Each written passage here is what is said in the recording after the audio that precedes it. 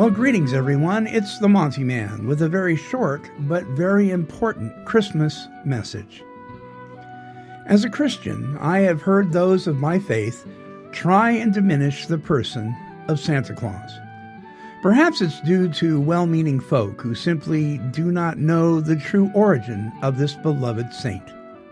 His real name was Nicholas. The true story of Santa Claus begins with Nicholas, who was born during the 3rd century in the village of Patara. At the time, the area was Greek and is now on the southern coast of Turkey.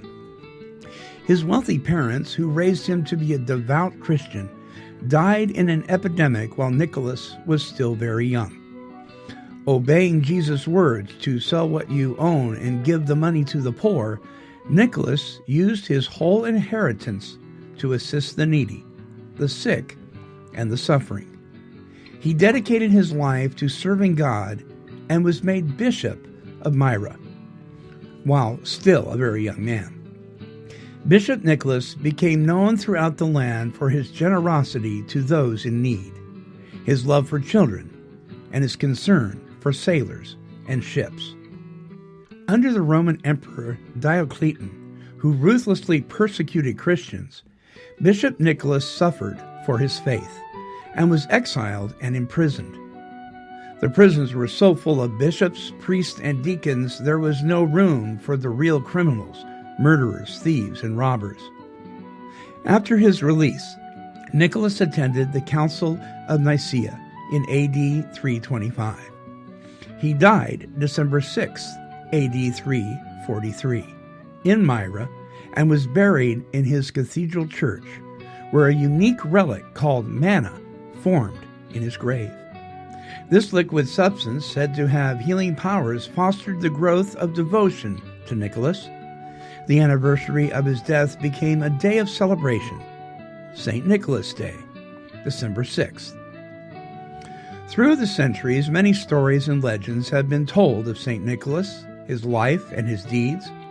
These accounts help us understand his extraordinary character and why he is so beloved and revered as protector and helper of those in need. One story tells of a poor man with 3 daughters. In those days, a young woman's father had to offer prospective husbands something of value, a dowry. The larger the dowry, the better the chance that a young woman would find a good husband. Without a dowry, a woman was unlikely to marry. This poor man's daughters without dowries were therefore destined to be sold into slavery, more than likely to become prostitutes. Well, mysteriously, on 3 different occasions, a bag of gold appeared in their home, providing the needed dowries. The bags of gold, tossed through an open window, are said to have landed in stockings or shoes left before the fire to dry. This led to the custom of children hanging stockings or putting out shoes, eagerly awaiting gifts from St. Nicholas. Sometimes the story is told with gold balls instead of bags of gold. That is why 3 gold balls, sometimes represented as oranges, are one of the symbols for St. Nicholas. And so, St. Nicholas is a gift giver. When my children were very young, they would see several modern-day depictions of St. Nicholas while walking through the shopping malls. I would always take this opportunity to share with them that this was a way in which many people honored the memory of this beloved saint.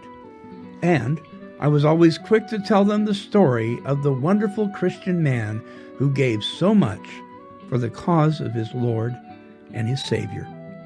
So, this year, instead of criticizing Santa, perhaps we can take the opportunity to share the true origin of the man in the funny red suit. Until next time, this is the Monty Man, and I'm wishing you a very Merry Christmas.